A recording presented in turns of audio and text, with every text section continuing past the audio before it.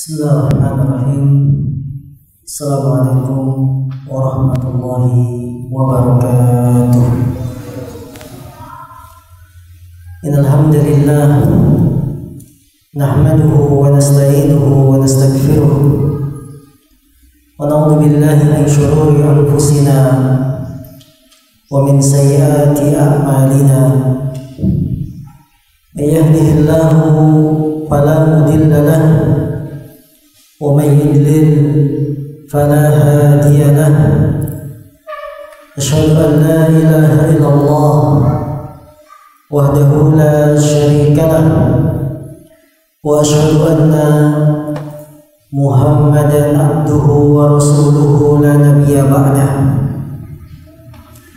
قال الله تبارك وتعالى يا أيها الذين آمنوا اتقوا الله حق تقاته ولا تموتن إلا وأنتم مسلمون. وقال أيضا يا أيها الناس اتقوا ربكم الذي خلقكم من نفس واحدة وخلق منها زوجها وبث منهما رجالا كثيرا ونساء واتقوا الله الذي تساءلون به والأرحام إن الله كان عليكم رقيبا. فإن أصدق الحديث كتاب الله وخير الهدي هدي محمد صلى الله عليه وسلم وشر الأمور محدثاتها فإن كل محدثة بدعة وكل بدعة ضلالة وكل ضلالة في النار. Saudara-saudaraku yang dimuliakan Allah, kaum muslimin dimanapun Anda berada, puji syukur pertama-tama kita ucapkan atas limpahan nikmat dan karunia dari Allah. Hari ini kita bisa dengan izin Allah untuk memulai kembali kajian kitab Umdatul Ahkam, sebuah kitab yang membahas tentang hukum-hukum peribadahan seorang hamba, hukum-hukum yang wajib kita ketahui, apalagi hukum-hukum tersebut berhubungan dengan amaliyah sehari-hari yang kita butuhkan. Di antara hukum yang perlu kita ketahui adalah tentang puasa. Dan tidak terasa dalam waktu berapa hari, 90 hari ke depan atau kurang, kita akan berjumpa kembali dengan bulan Ramadan. Maka mempelajari hukum-hukum yang berkaitan tentang puasa perkara yang sangat penting dan harus terus diulang-ulang. Salah satu cara agar ilmu kita kuat, agar pemahaman kita kuat, adalah dengan membahas hukum-hukum yang berhubungan pada bulan-bulan yang memiliki keistimewaan. Baik, Kitab Siyam, Hukmus Shaum fi Safar liman yashuqqu alaihi. Hukum berpuasa ketika safar bagi orang yang merasakan berat. Qala al-muallif rahimahullah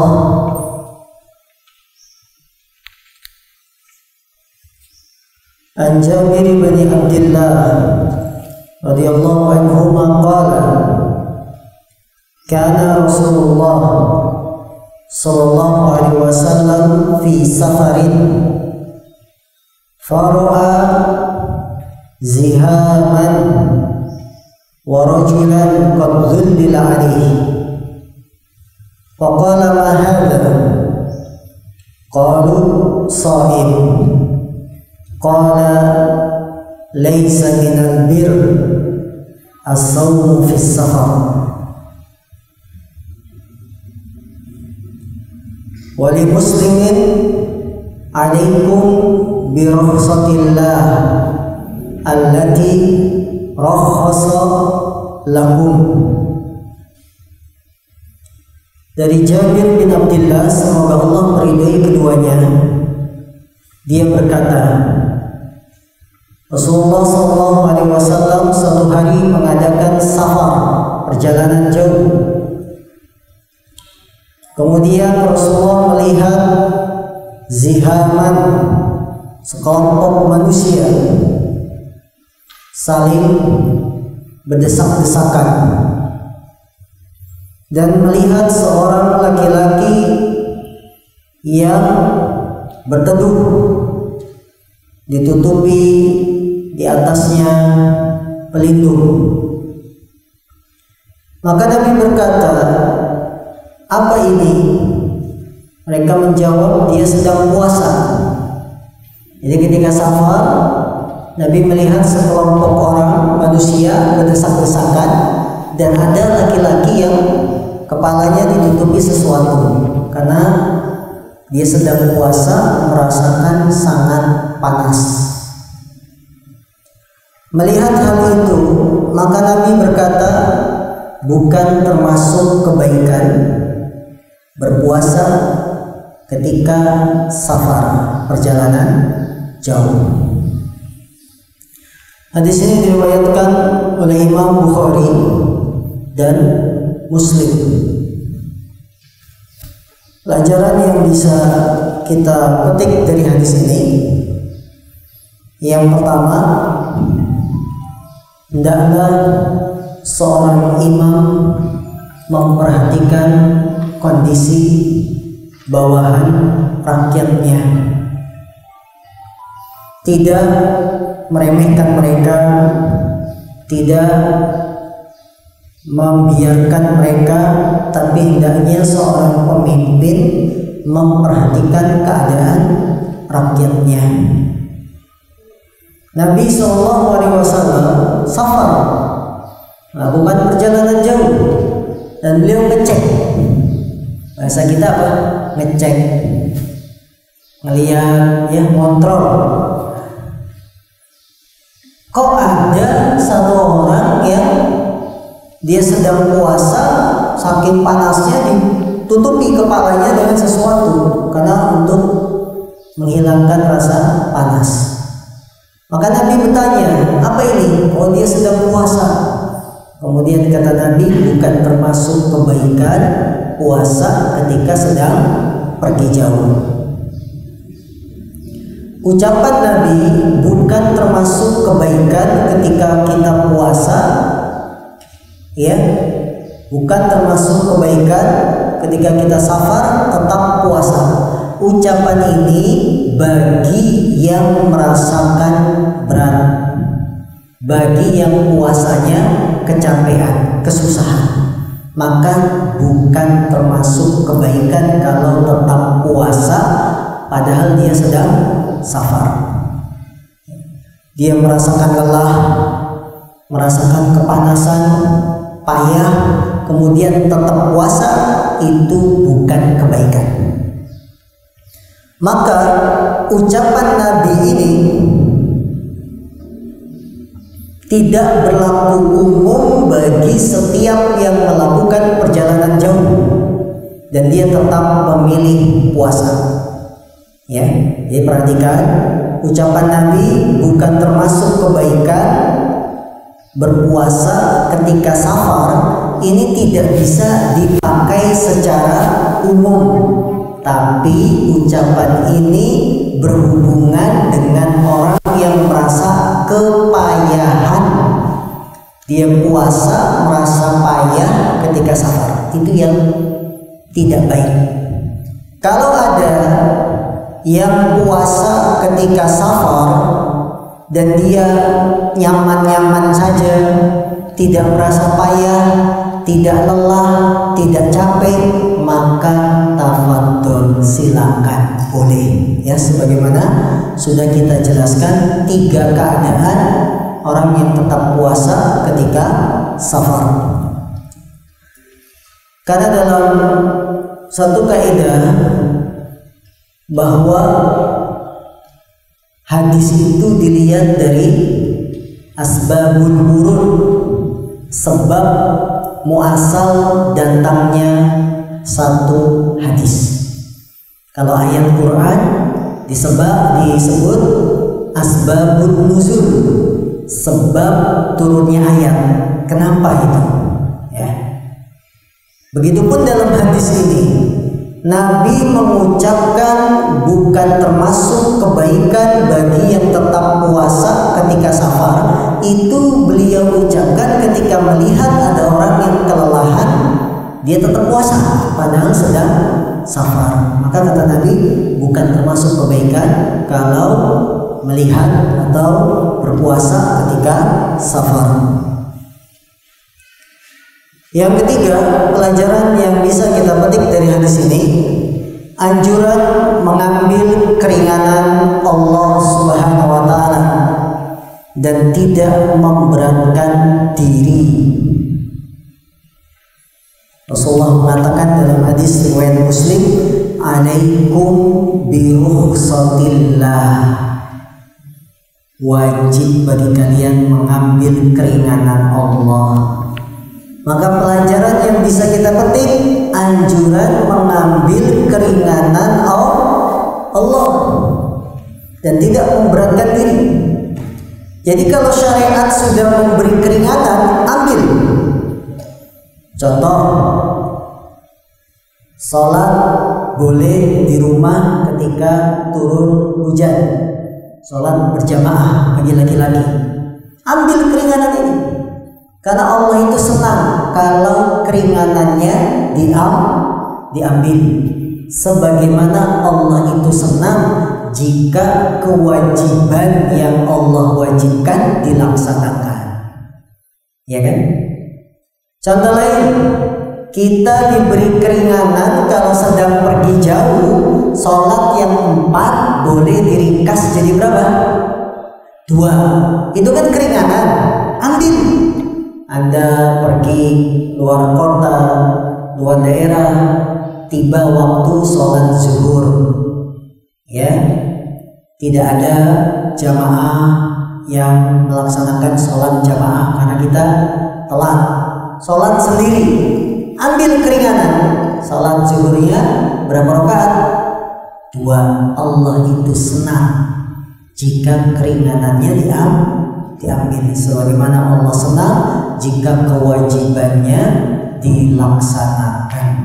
Ya, ini, dan tidak memberatkan diri sampai bela-belain tetap puasa walaupun sudah lemes, dan itu di perjalanan safar. Padahal Allah berfirman, "Faman kana minkum maridhan aw ala safar fa iddatun min ayyamin ukhra." Barang siapa di antara kalian yang sakit atau dalam perjalanan jauh, maka bila dia berbuka silakan dan diganti di hari yang lain. Jadi Allah ngasih keringanan, sakit, pergi jauh, boleh berbuka, jangan maksain diri. Udah lemes-lemes, mau pingsan, mau muntah, tetap puasa. Padahal kondisinya sangat mengkhawatirkan. Ini tidak boleh. Ambil keringanan Allah Subhanahu wa taala. Ketahuilah kaum muslimin, agama Islam itu menutup pintu sikap berlebih-lebihan, menutup pintu sikap tasyaddud. Apa tasyaddud? Memaksakan, bersikap keras, tanaftur, terlalu membebani diri. Padahal Allah berfirman, apa? La yukallifullahu nafsan illa wus'aha. Allah tidak membebani seorang jiwa kecuali sesuai kemampuan. Nah, ini prinsip ikhwan, kita berjalan itu sesuai kemampuan. Dalam agama saja dilarang memberat-beratkan diri, tanattu, tasyaddud. Apalagi cuma urusan-urusan dunia.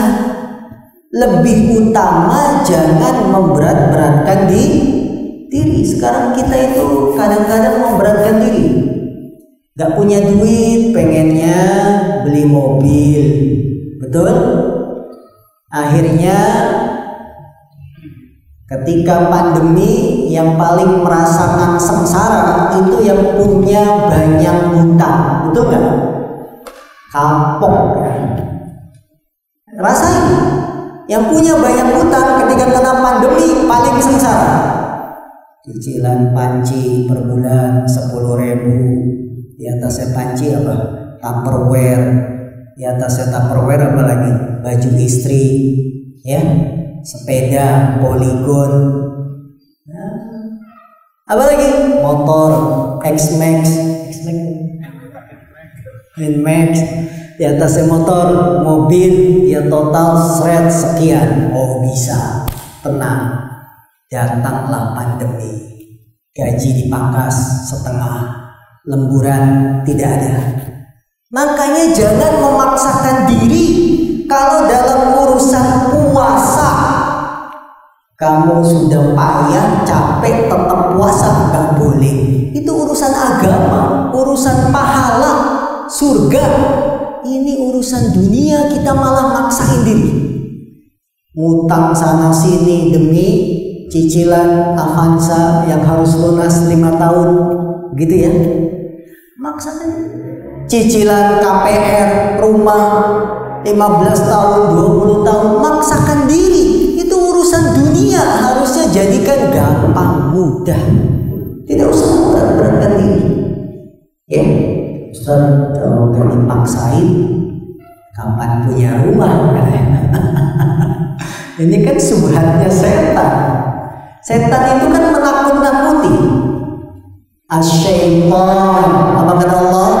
Asy-syaitan ya'idukumul faqr. Setan itu menakut-nakuti kalian dengan kemiskinan.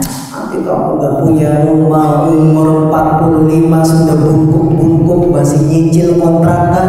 Nah, itu setan menakut-nakuti. Harusnya kita optimis, bisa tanpa memaksakan diri, saya bisa punya rumah. Seperti itu. Ya sekarang kita memaksakan diri, semuanya serba cicilan. Alhamdulillah istrinya sendiri gak dicicil. Apa masih ada yang masih cicil sama istri? Nyicil mahar, mas kawin ya, dibayar apa? Kredit, bukan dibayar tunai. Maka kaum muslimin, ini pelajaran yang sangat penting. Hendaknya kita mengambil keringanan Allah dan jangan memberatkan diri sendiri. Yang keempat, bolehnya berdesak-desakan untuk melihat sesuatu yang terjadi. Ya, bolehnya berdesak-desakan untuk melihat sesuatu yang terjadi. Dan ini termasuk tabiat manusia. Bila ada sesuatu yang jarang terjadi, kebakaran, apalagi tabrakan, orang langsung ngumpul, itu tabiat. Jangan terkena pasal kerumunan. Tabiat. Ada musibah, longsor, kita sama-sama ngumpul nyelamatin orang, itu nggak bisa dikenakan pasal kerumunan. Lawang lagi musibah, gitu kan? Tabiat. Nabi melihat manusia berdesak-desakan.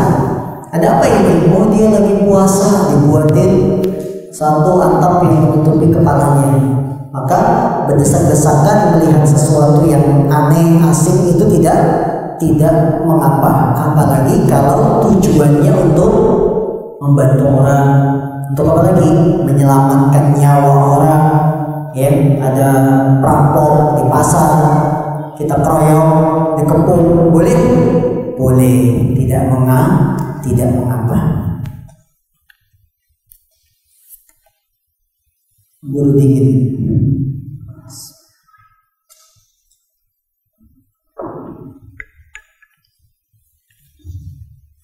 Hadis kedua.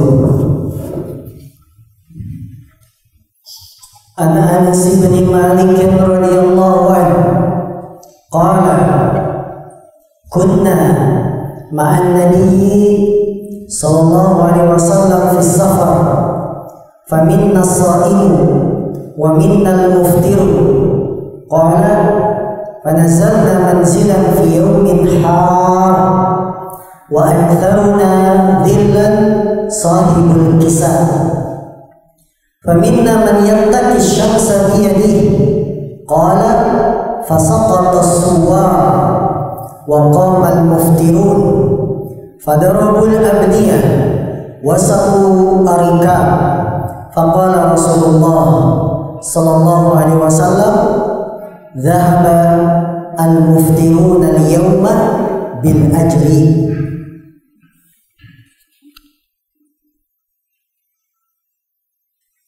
Dari Anas bin Malik, semoga Allah meridhoinya, dia berkata, kami safar pergi jauh bersama Nabi Sallallahu Alaihi Wasallam.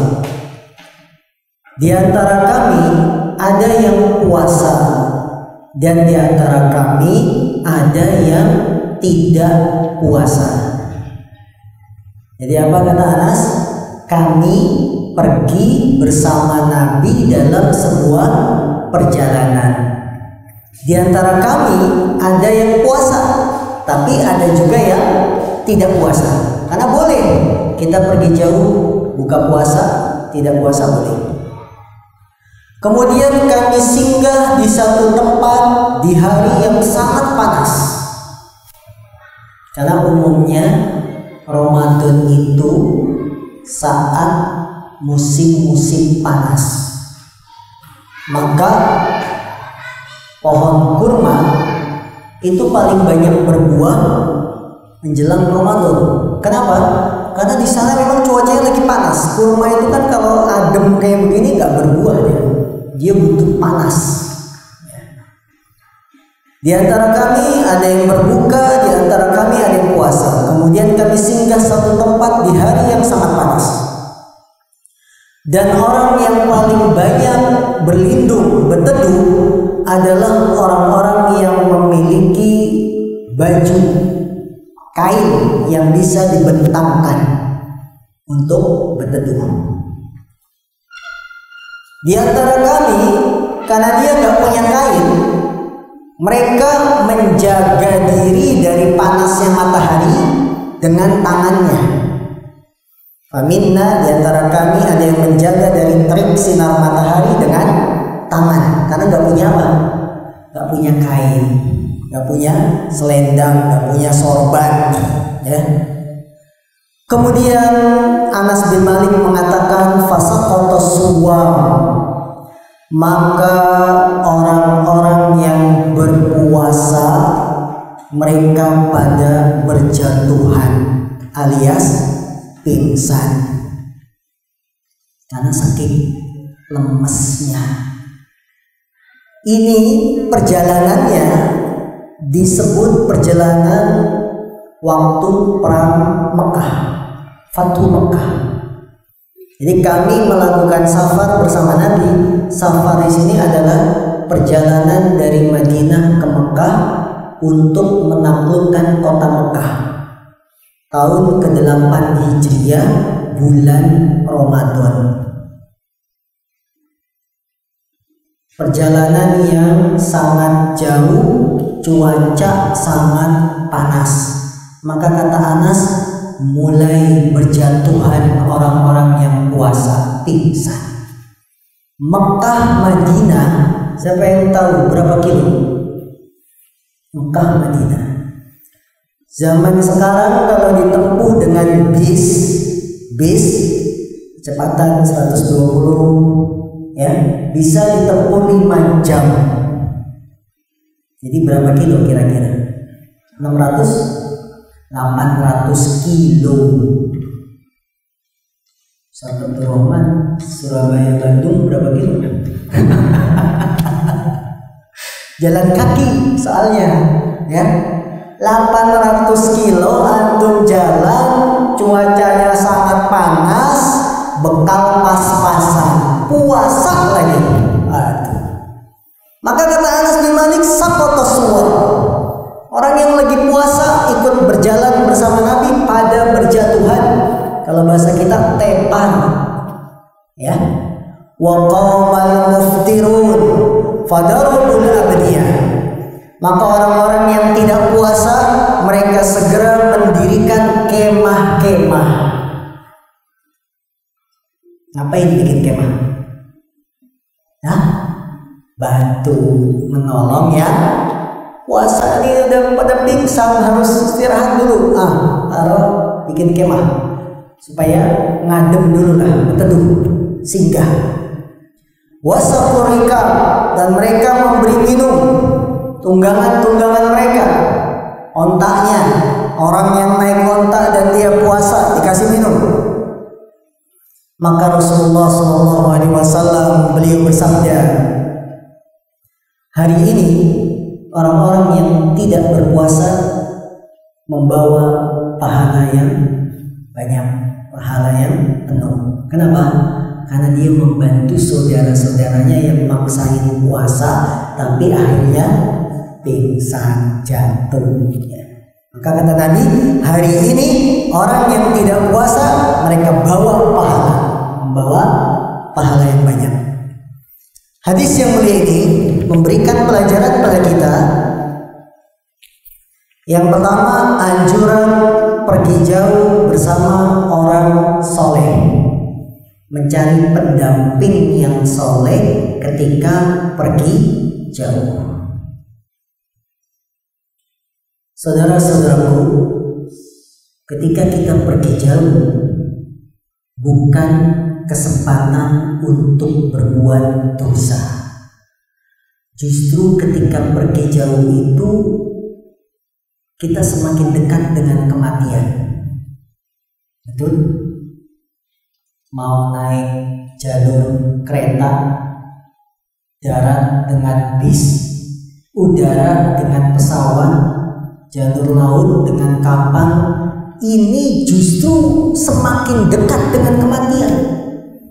Maka kalau semakin dekat dengan kematian, saat safar itu bukan kesempatan untuk berbuat dosa. Untuk semakin dekat kepada Allah, carilah pendamping teman-teman yang soleh kalau kita pergi jauh. Ajak istri teman bukan? Teman-teman yang soleh ya. Biar kalau melirik istri yang nyubit. Melirik siapa tadi coba? Saya sudah di samping masih sempat-sempatnya ngelirik. Ajak teman-teman yang bisa mengingatkan kita waktu sholat. Jadi pergi jauh itu bukan malah kesempatan untuk bebas, nggak ada yang ngawasin, istri jauh, anak jauh, orang tua jauh, udah bebas saya dinas luar kota. Tidak. Dalam hadis ini terdapat anjuran mencari pendamping yang soleh ketika pergi jauh. Maka saudara-saudaraku, ya para ikhwan, jangan biasakan pergi jauh sendirian. Ajak teman.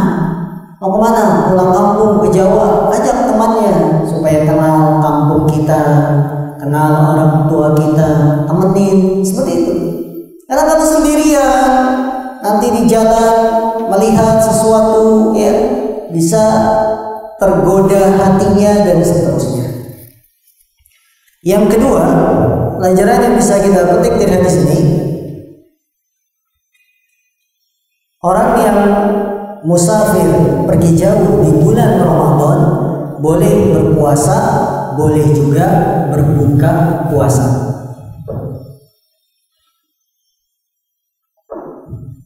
Orang yang pergi jauh ketika bulan Ramadan boleh berpuasa, boleh juga berbuka.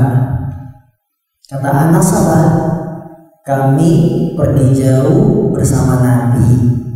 Di antara kami ada yang puasa, di antara kami juga ada yang tidak puasa, dan Nabi tidak mencela Tidak mencela. Nabi nggak mengatakan kalian ngapain sih tetap puasa, kan perjalanan kita 800 kilo. Enggak. Ya, Nabi tidak mencela. Ini menunjukkan boleh puasa ketika pergi jauh dengan syarat tidak memberatkan. Kemudian yang ketiga, pelajaran yang bisa kita petik dari sini, orang yang tidak puasa ketika safar lebih afdol jika dia bisa memberikan kebaikan kepada orang lain. Orang yang tidak puasa ketika safar lebih afdol jika bisa memberikan kebaikan kepada orang lain. Antum pergi jauh tidak puasa itu lebih afdol kalau kita bisa memberikan kebaikan ke orang lain. Contoh, kita kan suami istri berapa? 1, anak 5. Kalau saya 6 ya. Anak 5, istri 1. Bawaan koper berapa? Koper jangan dilupai. Koper 5. Kardus oleh-oleh. Kalau untuk suami bisa memberikan kebaikan kepada istri anak dengan membawakan koper ya, dengan tenaga yang full apa? Full power. Jadi anak bisa terhandle, barang-barang aman dengan tidak puasanya kita, itu lebih afdol daripada puasa kelentuk. Tahu kelentak kelentuk? Ya. Memberatkan, bahkan menyusahkan, sampai muntah, anak nangis, suami gak kuat gendong. Kenapa? Alasannya puasa. Maka berbuka saat itu lebih afdol daripada tetap puasa. Lihat sahabat-sahabat Nabi, ketika yang pada puasa pingsan, mereka langsung buat tenda darurat, kemah, demi menolong teman-temannya. Kenapa mereka bisa buat tenda? Karena mereka kuat, punya tenaga lebih, tidak puasa. Ini memberikan kebaikan ke orang. Maka dari itu tentang yang dia memilih berbuka tidak puasa, jika bisa memberikan manfaat ke orang lain, itu lebih afdol. Nah, ini pegang kuat-kuat. Besok 2 bulan lagi, 3 bulan atau pulang ya, bulan Mei mudik. Lihat, kalau saya puasa, nanti yang bantuin istri saya siapa di perjalanan? Anak banyak, ya kita harus misalkan nyupir, harus puasa juga. Udah, pilih buka ya, supaya dapat memberikan kebaikan kepada orang lain. Yang keempat, keutamaan membantu teman ketika di perjalanan. Keutamaan membantu teman ketika di perjalanan, dan itu termasuk anjuran agama dan termasuk ciri kejantanan laki-laki. Anjuran membantu teman ketika di perjalanan, dan itu termasuk anjuran agama, juga ciri laki-laki sejati, ciri kejantanan. Termasuk anjuran agama karena tolong-menolong. Allah berfirman, wa ta'awanu 'alal birri wat taqwa. Tolong-menolonglah kalian dalam kebaikan dan ketakwaan. Termasuk ciri kejantanan, laki-laki itu menolong. Jangan laki-laki diam, maunya ditolong, maunya dibantu. Laki-laki itu bergerak. Jangan nunggu dioprek-oprek. Tahu dioprek-oprek? Dioprek-oprek diapain? Ayo, pukul, dimotivasi baru bergerak. Enggak. Ciri laki-laki sejati jantan, dia itu membantu bergerak. Nah, itu laki-laki.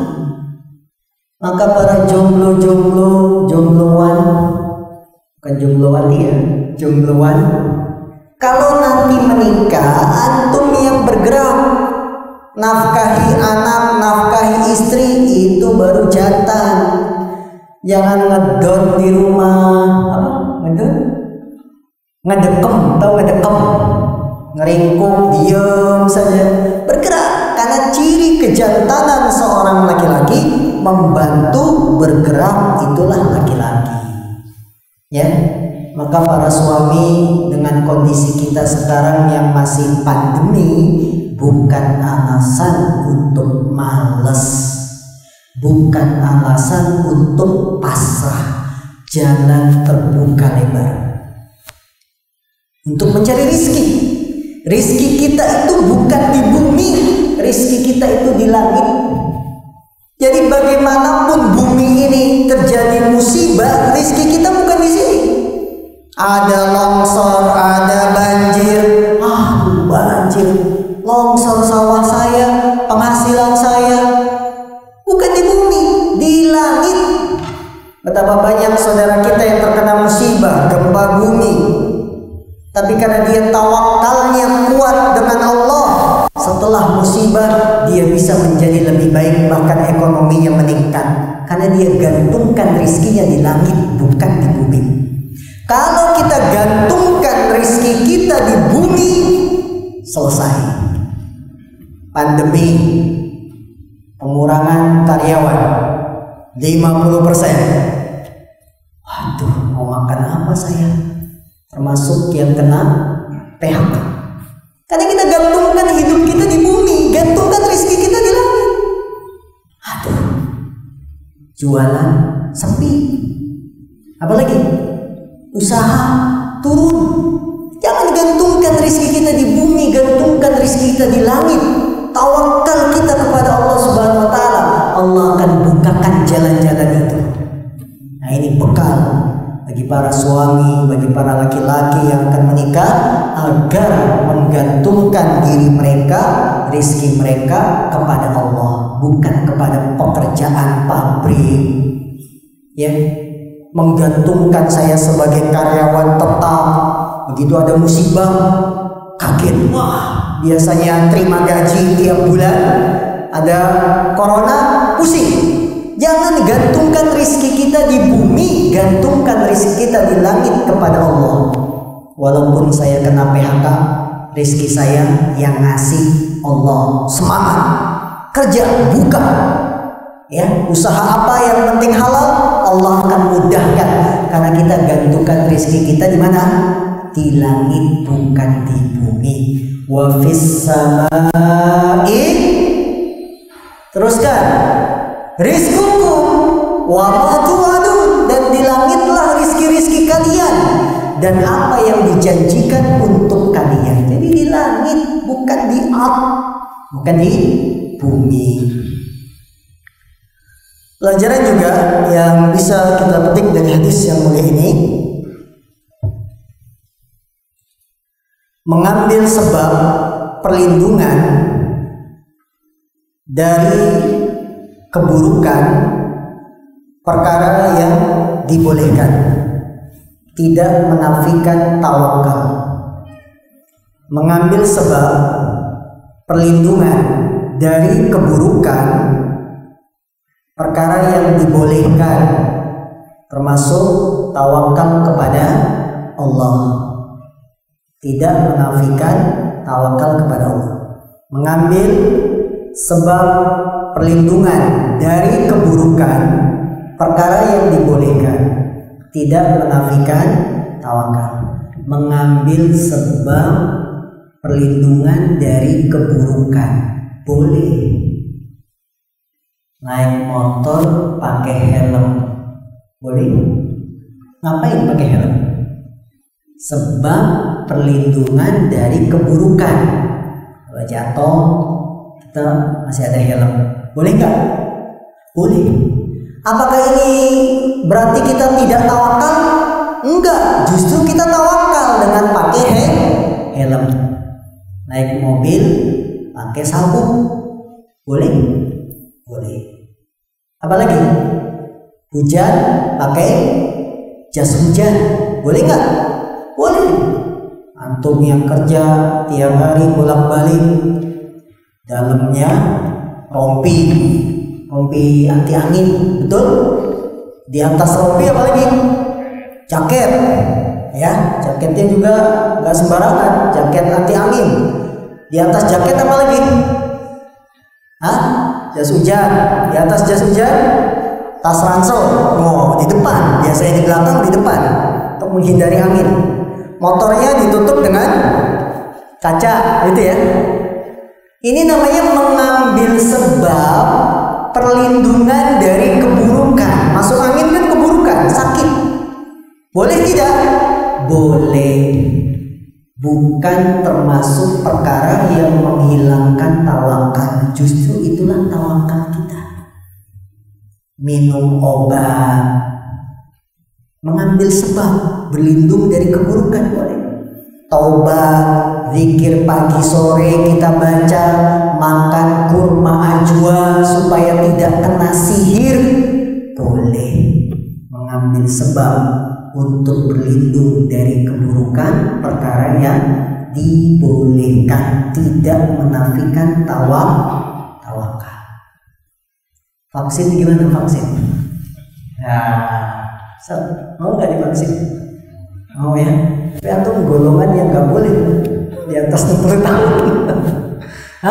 Mau nggak para jemaah divaksin?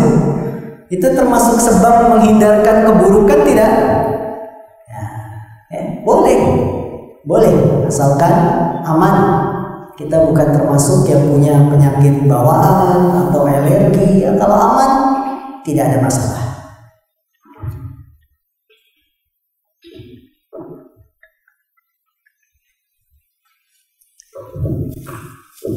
Dari mana kita mengambil sebab untuk menghindari keburukan dibolehkan? Dari mana kita ambil hadis ini? Para sahabat yang tidak puasa mendirikan kemah. Kemah itu kan untuk menghindari panas, berlindung, berteduh, sebab keburukan, agar yang puasa tidak semakin payah. Bikin tenda darurat. Adem dulu di sini, ya istirahat dulu di sini, boleh. Membuat tenda, menghindari keburukan karena panasnya sangat terik, sangat panas. Jadi tidak ada masalah kita mengambil sesuatu sebab, tapi ingat, sebab ini sebab yang dibolehkan secara kacamata agama, bukan hal-hal yang tidak diajarkan. Contoh, supaya tidak tabrakan pakai jimat. Boleh? Gak boleh. Supaya saya aman di jalan, bawa titipan orang tua di kampung. Ya, nah, kamu kan mau merantau. Ini ada satu titipan yang harus kamu simpan di dompet, bawa kemana-mana. Buat apa? Buat aman. Nah, tidak boleh. Walaupun tujuannya menghindari apa? Keburukan, kejelekan. Tak boleh. Ini namanya jimat. Bergantung kepada selain Allah. Anak-anak supaya sehat tidak sakit dipakaikan kalung hitam. Sekarang masih ada kan? Masih ada di sini. Zaman kayak begini masih pakai kalung hitam. Ada ya? Ngapain pakai kalung hitam? Menangkal penyakit. Ini bukan sebab. Karena sebab itu harus sesuatu yang dibolehkan secara aturan agama, bukan sesuatu yang dilarang oleh agama. Karena Nabi bersabda, inna tiwalata, ya, syirkun, sesungguhnya jimat-jimat, jampi-jampi kesyirikan. Ketika Nabi melihat ada orang pakai gelang, apa ini? Ini untuk menjaga saya. Kata Nabi, lepas. Kalau kamu mati dalam keadaan masih pakai gelang, maaflah ta'abada, kamu tidak akan beruntung selama-lamanya. Ini yang kata Nabi. Apa ini pakai gelang kayak gini? Buat jaga-jaga. Lepas. Kalau kamu mati masih pakai gelang, kamu tidak akan selamat selama-lamanya. Ya. Maka kaum muslimin, kita mengambil sebab untuk melindungi diri dari keburukan boleh. Tapi ingat, sebabnya itu sebab-sebab perkara-perkara, perantara-perantara yang memang dibolehkan secara aturan agama, bukan perkara-perkara yang dilarang.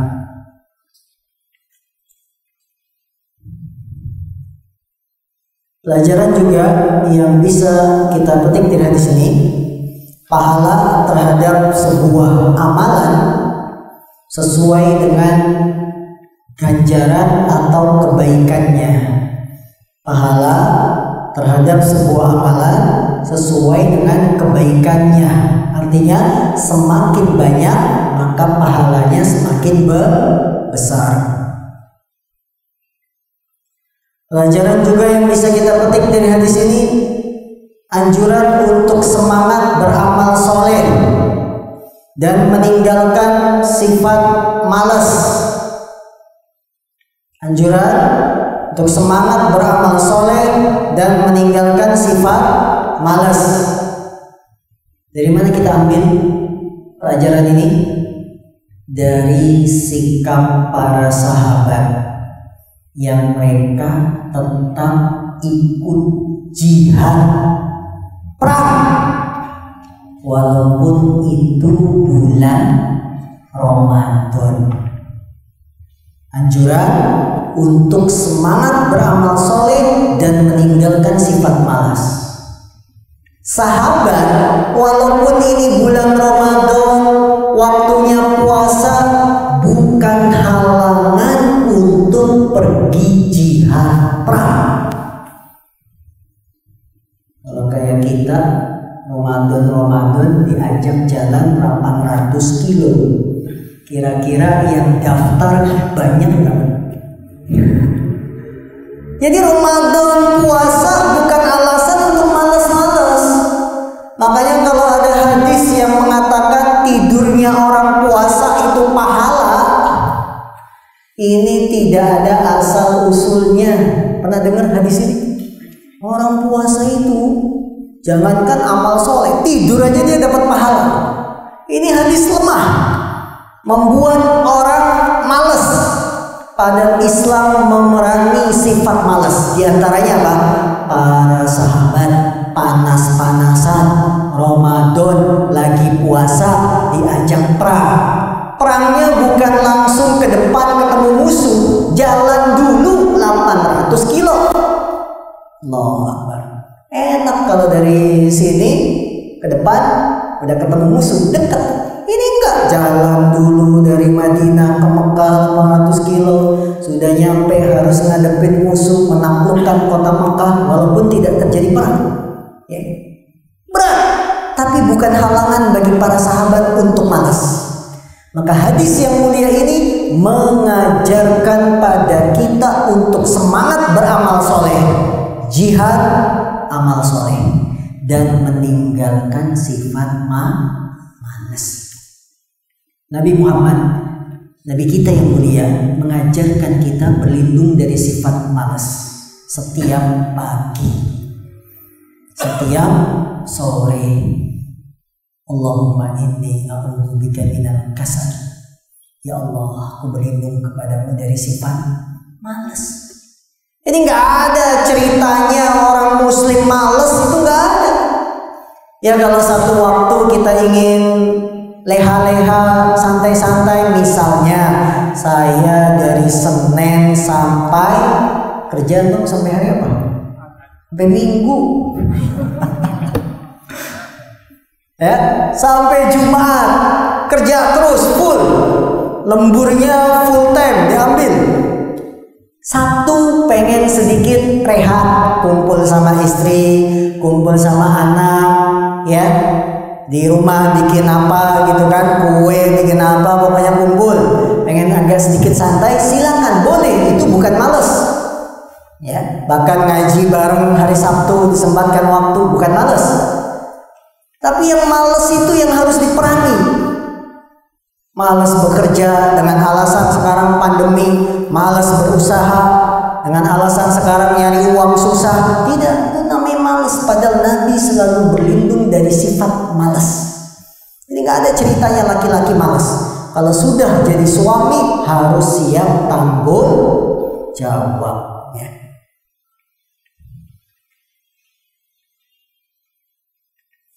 Pelajaran berikutnya yang bisa kita petik dari hadis ini,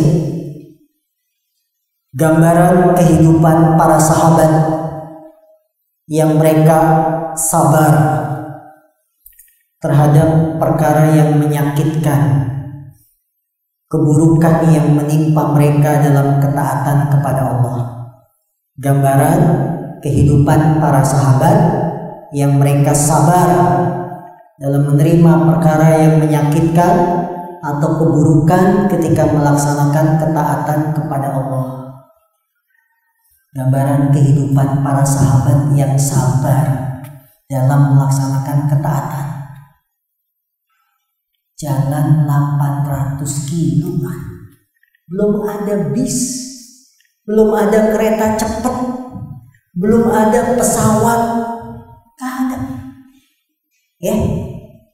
Tapi karena yang ngajak Allah dan Rasul jihad, taklukkan kota Mekah, 800 kilo dijalani, sabar ketika menjalani ketaatan. Jihad kan ketaatan, tapi tantangannya menerima keburukan, hal-hal yang menyakitkan.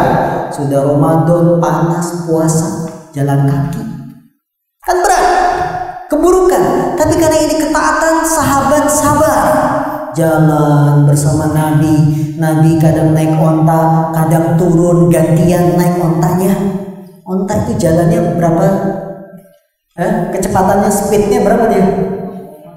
0, ya? Nggak ada per kilonya berapa gitu, nggak ada. Ketuk, sabar para sahabat.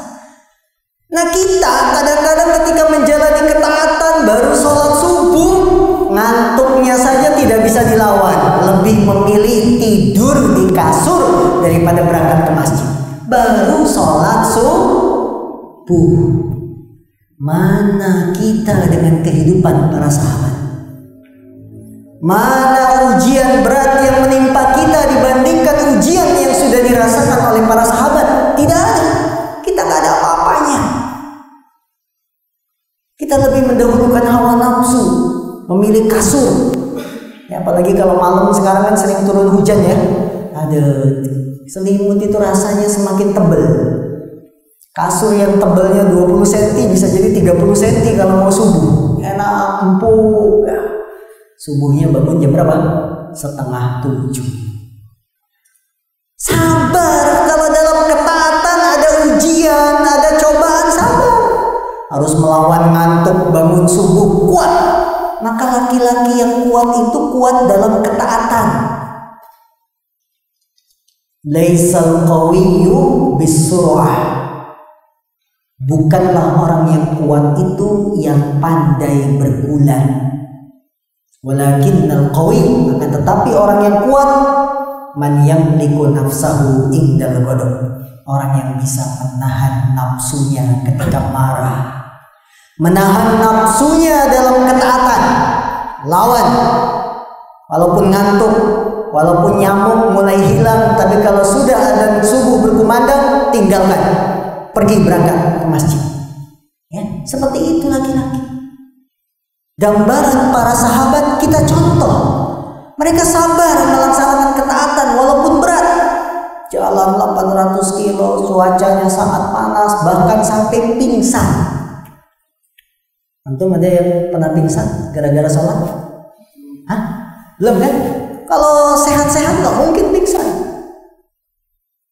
Nah ini para sahabat sampai pingsan dalam rangka menjalankan ketaatan kepada Allah. Contohlah mereka. Ya Jadi laki-laki itu jangan cengeng baru sholat subuh sudah minta tidur, ya. Jangan cengeng jadi laki-laki. Jadi laki-laki harus kuat.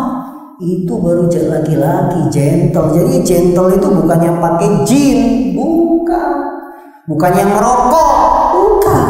Itu provokasi dari iklan. Oh, lambang kejantanan apa? Pakai baju koboi, ngerokok, naik kuda. Bukan.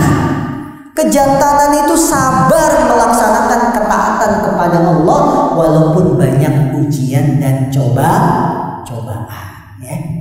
Yang terakhir, pelajaran yang bisa kita petik dari hadis ini, bolehnya menceritakan cerita yang bisa diambil pelajaran dan teladan.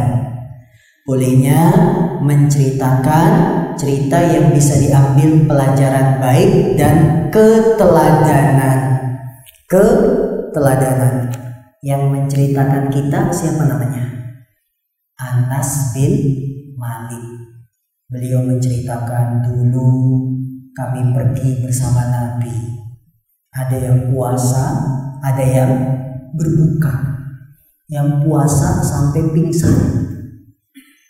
Kemudian yang berbuka, yang gak puasa bikin tenda. Itu kan Anas yang menceritakan. Berarti boleh kita menceritakan sebuah cerita yang bisa diambil pelajaran baik dan keteladanan. Banyak keteladanan yang bisa kita ambil dari cerita Anas bin Malik ini. Sabarnya para sahabat dalam menjalani ketaatan, ya. Bagaimana Rasulullah membina umat, ayo bareng-bareng. Gak ada Nabi, saya pribadi, kalian aja jangan. Gak ada, tapi jalannya sama. Ini kan keteladanan, ya. Tidak ada dia Nabi mengistimewakan dirinya, saya duluan ya sampai ketemu di Mekah. Tidak, ini keteladanan. Maka kita boleh menceritakan hal-hal yang bisa diambil pelajaran atau keteladanan. Apalagi kepada anak-anak. Anak-anak antum coba ceritakan pengalaman-pengalaman kita dulu, ya, kepada anak-anak, misalkan menjelang tidur atau setelah belajar malam. Itu akan menjadi ingatan mereka, akan teringat dengan cerita orang tuanya. Ini bagus sekali buat psikologis anak. Nah, kamu tahu gak dulu ayah itu, ya, pisah sama ibu jauh-jauhan. Ayah berjuang di Cikarang, ibu di sini, ya. Berat, tapi ayah tetap sabar demi membangun rumah yang BMW. Wah, demi mencari BMW. Apa BMW? Baitul Mawaddah Warahmah. Rumah yang penuh cinta dan kasih sayang. Nah, ceritain pada anak. Ya, kamu itu jangan taunya enak ayah sekarang sudah punya mobil, rumahnya bagus. Enggak, dulu berjuang, jualan kepleset di jalan hujan-hujanan sama ibu berdua, nggak laku, akhirnya dimakan sendiri. Nah, ini kan kisah keteladanan. Anak akan merekam, dan itu sangat baik. Antum tanya ahli-ahli pendidikan, menceritakan cerita-cerita yang menarik pada anak, ini akan membangun psikologinya anak semakin bagus. Dan dia nanti akan minta terus, diceritain lagi, ya, seperti itu, ya. Dan ini diambil dari kisahnya Anas bin Malik yang menceritakan cerita keteladanan. Kami pernah jalan bersama Nabi pada perang Fathu Mekah, penaklukan kota Mekah. Ada yang puasa, ada yang tidak puasa. Yang puasa sampai pingsan, yang tidak puasa membantu bikin tenda. Oh, anak-anak diceritain gitu, top, ya. Baik, sampai sini. Silakan, ada pertanyaan. Alhamdulillah.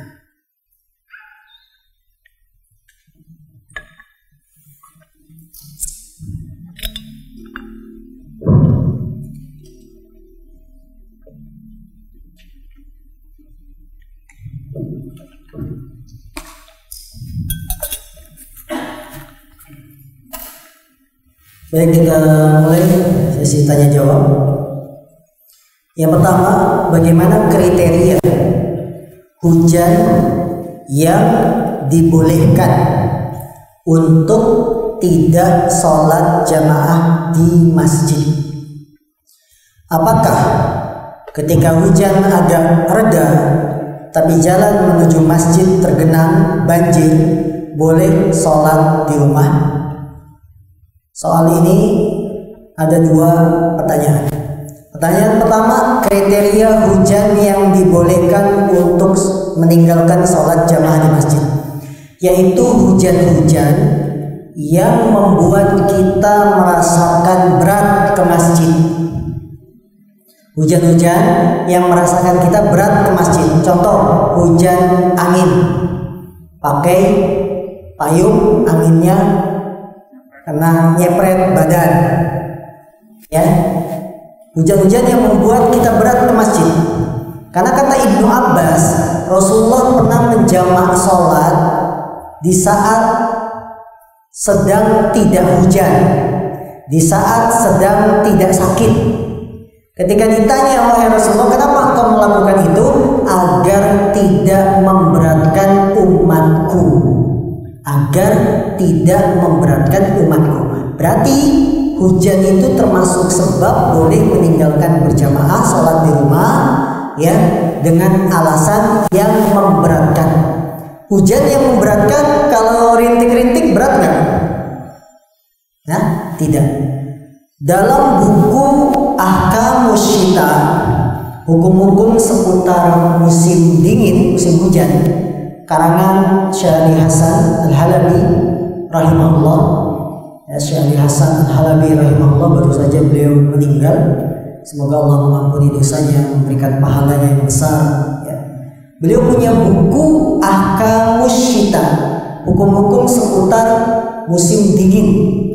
Di situ disebutkan bahwa para sahabat kalau hujannya itu sudah membasahi sendal, mereka sholat di rumah. Sendal basah boleh sholat di rumah. Sendal basah hujan kayak apa? Rintik kan? Kecil kan? Udah boleh sholat di rumah karena ini keringanan. Tapi boleh nggak kalau kita tetap ke masjid? Ya boleh, tidak ada larangan. Ya, cuma dengan berkembangnya zaman, semakin canggih, ada mobil, tidak membuat keringanan ini gugur. Ustaz, sekarang kan sudah ada payung, sudah ada mobil, atau saya mau bikin kanopi dari rumah sampai ke masjid, bisa? Apakah keringanan sholat di rumah jadi gugur? Enggak, tetap boleh sholat di rumah. Bagaimana kalau jalan menuju masjid banjir? Ini jangankan banjir, kesendal basah kena hujan boleh di rumah. Kalau banjir lebih utama boleh di rumah. Apa batasan tidak ketinggalan takbiratul ihram? Karena ada keutamaan tidak ketinggalan takbiratul ihram bersama imam selama 10 hari. Takbiratul ihram itu batasannya, imam kan mulai Allahu Akbar. Batasannya sebelum imam membaca, sebelum qiraah Bismillahirrahmanirrahim, Alhamdulillahirabbil alamin. Itu batasan kita dapat takbiratul ihram. Kalau imamnya sudah Alhamdulillahirabbil alamin, sudah nggak dapat, sudah tidak dapat takbiratul ihram. Allahu a'lam. Assalamualaikum warahmatullahi wabarakatuh. Assalamualaikum wa iyyakum. Apa hukumnya bagi seorang tukang ngarit ya, paham? Yang biasa mengambil rumput di mana-mana di jalan, di lahan orang lain tanpa izin? Apakah termasuk mengambil harta orang lain secara batil? Atau apakah dibolehkan karena sudah menjadi uruf dan maklum bahwa rumput tidak berharga bagi orang lain? Adakah dalil atau kaidah fikih berhubungan dengan hal di atas? Mohon penjelasan. An-nasu syuraka. Nabi bersabda, manusia itu bersekutu, bergabung dalam hal Satu, air. Dua, api. Tiga, rumput, tanaman. Manusia itu bergabung boleh memanfaatkan bersama-sama. Satu, air, ya. Dua, api. Api, misalkan ada orang bikin api unggun, kita minta, boleh, tidak ada masalah. Orang bakar sampah, minta apinya buat bakar sampah saya, boleh, boleh. Air juga begitu. Makanya kadang-kadang di pedesaan kalau orang buka dari air gunung pakai apa? Lendong itu kan dibagi-bagi buat warga, boleh. Syuraka, mereka bersekutu dalam hal ini.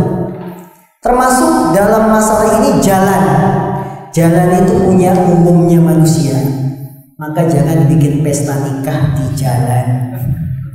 Itu punya umum, mengganggu orang lewat. Bikin pesta nikah itu di mana? Di aula, di sawah yang gak dilewatin orang, mana ada yang mau datang di pelataran masjid, ya silakan, asal jangan di jalan, karena manusia itu bersekutu, bergabung dalam hal air, api, jalan, termasuk dalam hal ini tanaman-tanaman yang tidak dianggap oleh manusia sebagai sesuatu yang berharga, ya. Nah, cukup, ada lagi? Baik. Waalaikumsalam warahmatullahi wabarakatuh.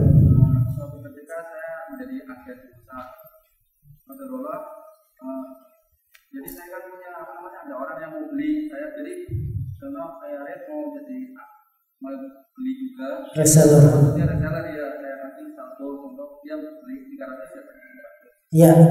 Kemudian kebetulan dari perusahaannya itu bangkrut, ya. Dia kan dia nggak ngasih uang saya yang di ya, yang sudah dideposit kan, contoh 2 juta 3 juta kan hilang kan. Iya. Nah, apakah saya depositkan apa? Depositnya Pak Arif wajib saya kembalikan. Baik, paham? Jadi kita agen pulsa dari sebuah perusahaan. Kita kan deposit 3 juta. 3 juta itu bukan uang kita semata-mata. Kita punya agen kecilnya, reseller. Dia juga deposit ke kita. Akhirnya kita masukin ke perusahaan pulsa ini. Suatu ketika perusahaan ini bangkrut, otomatis deposit kita agen besar hilang, agen kecil yang ikut ke kita uangnya juga hilang. Nah, kita itu agen besar ganti ke agen-agen kecil, karena perusahaan besar kita itu bangkrut dan tidak bisa mengembalikan deposit pulsa, deposit uang yang sudah kita setorkan. Baik, dalam hal ini yang pertama, reseller dengan agen ini hubungan perjanjiannya apa? Kalau dia perjanjiannya adalah bagi hasil, bersekutu, syirkah, sama-sama setor, maka harus siap sama-sama menanggung rugi. Bukan hanya siap sama-sama menanggung untung, tapi juga siap sama-sama menanggung rugi. Ketika perusahaan yang besar bangkrut tidak mengembalikan deposit, maka agen-agen kecil pun harus siap menanggung kerugian bersama.